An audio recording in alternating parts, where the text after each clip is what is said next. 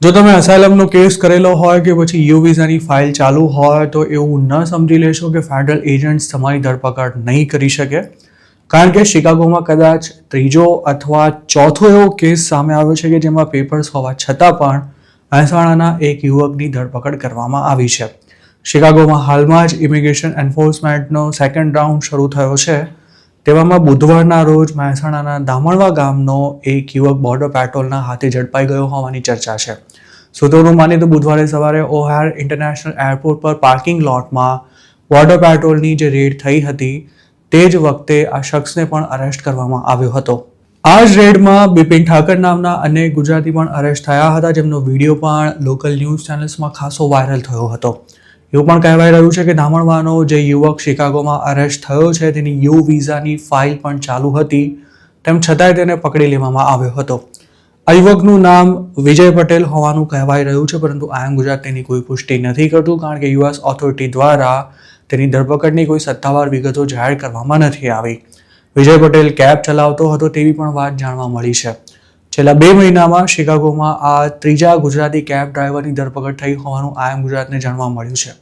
આ સિવાય છૂટાછવાયા કેસમાં ઇમિગ્રેશન ઓથોરિટીના હાથે બીજા પણ ઘણા ગુજરાતીઓ શિકાગોમાંથી જ અરેસ્ટ થયા છે, જેમાં ઇલીગલ ઇમિગ્રન્ટ્સની સાથે સાથે અસાઇલમનો કેસ ચાલુ હોય, વર્ક પરમિટ આવી ગઈ હોય કે પછી સ્ટુડન્ટ વિઝા પર ગયા હોય તેવા લોકોનો પણ સમાવેશ થાય છે.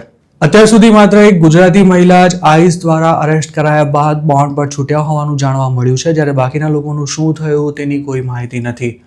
દેવીરાપુરા ગામના આ મહિલાની લોરેન્સમાંથી ધરપકડ થઈ હતી અને એકાદ મહિનાના જેલવાસ બાદ તેમને દિવાળી વખતે જ બોન્ડ પર છોડવામાં આવ્યા હતા. શિકાગો ઉપરાંત તેની આસપાસના ટાઉન્સમાંથી પણ અમુક ગુજરાતીઓ પકડાયા છે. ઓક્ટોબરના છેલ્લા વીકમાં શામબાગમાં આવેલા એક ગુજરાતીના ફેમસ ઇન્ડિયન ગ્રોસરી સ્ટોર પર પડેલી રેડ દરમિયાન એક નોન ઇન્ડિયન વ્યક્તિની ધરપકડ થઈ હોવાનો વિડીયો પણ ખાસો વાયરલ થયો હતો.